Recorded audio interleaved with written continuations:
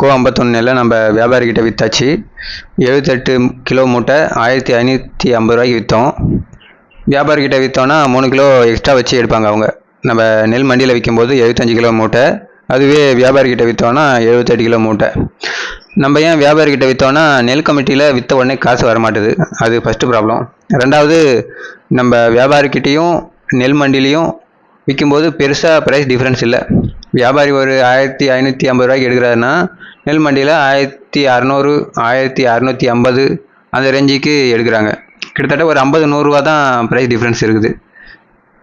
வியாபாரிக்கிட்ட நெல் விற்கிறதுனால நம்மளுக்கு என்ன நன்மைன்னு கேட்டோன்னா, உடனே எடுத்துகிட்டு போயிடுறாங்க, ஆள்லாம் அவங்களே கூப்பிட்டு வராங்க.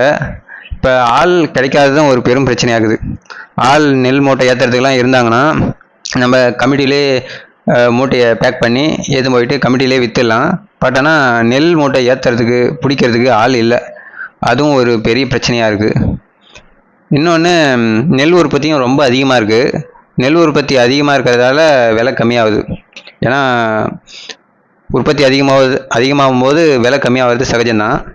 இன்னொன்று, கவர்மெண்ட்டாலையும் அதிகமாக நெல்லை ஸ்டோர் பண்ண முடியல. கவர்மெண்ட் வேர் ஹவுஸில் நிறையா நெல் மூட்டை வேஸ்ட் ஆகுது.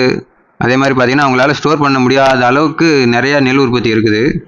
நெல் உற்பத்தியை நம்ம கொஞ்சம் கொஞ்சமாக குறைச்சிட்டு மற்ற பயிரில் நம்ம கான்சன்ட்ரேட் பண்ணணும். அதாவது பழ விவசாயத்தில் சொல்கிறேன் நான். நிறைய பழ வகைகள் இருக்குது. அதாவது கொய்யா, மாதுளை, லெமன், அந்த மாதிரி தென்னை மரம், அந்த மாதிரி நிறையா மற்ற பயிர்களில் நம்ம கான்சன்ட்ரேட் பண்ணி ஆகணும்.